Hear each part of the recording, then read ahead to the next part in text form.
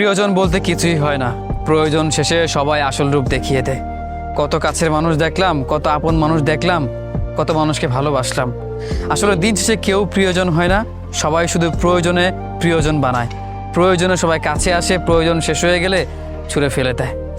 আসলেই প্রত্যেকটা মানুষ প্রয়োজনে সীমাবদ্ধ থাকে।